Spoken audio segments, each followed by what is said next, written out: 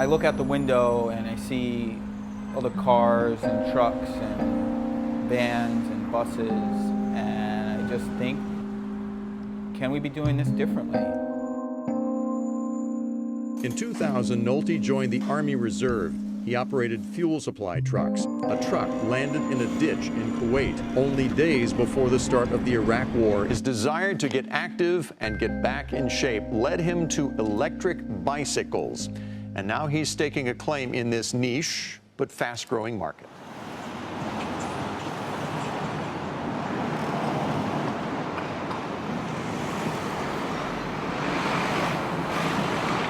Propel Bikes, this is Lee, how can I help? I drove fuel trucks, actually drove fuel trucks in Iraq, and feeling kind of uncomfortable with what had been going on over there, and feeling like I really needed to make some sort of change around that. You know, lessen our need to be involved in these conflicts and to help people make more intentional decisions about the way that they live their lives. When you think about it, do we really need a 2,000 to 4,000 pound vehicle to move a 200 pound person, where we can do the same job with a 50 pound bicycle? It just doesn't make sense.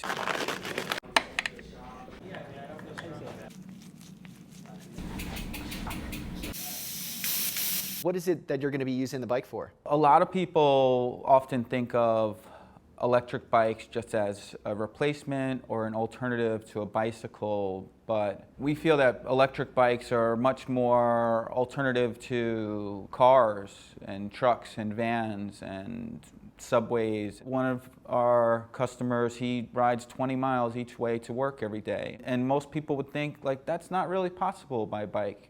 With electric assist, it is possible. What's in your lunchbox today? Hi, you have your helmet on? How you guys doing today?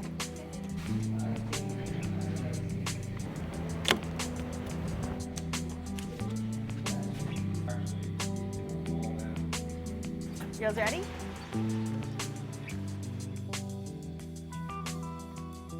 We've had an e-bike now for about a year, and I didn't originally want an e-bike. I knew that I wanted a way to get around the city easily with the girls. I thought the cargo bike was the way to go, and my husband was the one that was really pushing the e-bike. I personally kind of thought it was unnecessary, but I was willing to give it a try, and now that we have it, I use it every day. I use it to take the girls around the city. I take them to and from school on it. Walking them would take me well over half an hour, probably a little bit longer to do. On the bike, I get there in 7 or 8 minutes.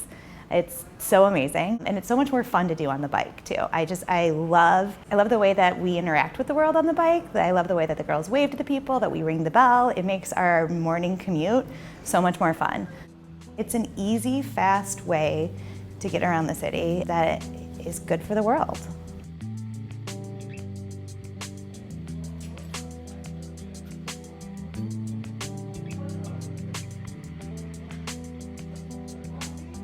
If you're open to it, I'd say, to take one for a spin at least, just to get a sense for what it feels like. It's kind of difficult to explain, but once you ride one, it becomes very clear very quickly. It's something that really encourages you to pedal, encourages you to exercise, but you have full control over really how much effort you want to put into the bike. The onset and offset of power is very predictable, it's very natural, and you really just have an experience that the bike is helping you to be stronger. Thank Heiko and Sandra for coming all the way from Germany and for bringing your wonderful bikes here. We really look to be a haven for people that are interested in electric bikes and want to know more about it and want to have options. Chris is the one who brought our brand to America. One of the biggest challenges about growing this movement is education. This is the motor here and the battery here. It's just going to basically amplify your input. For me, there's no question that electric bikes are going to play a major role in the future of our cities. We've been really working with different legislators to try and understand a way that we can integrate this technology in a safe way. It's quite easy to do.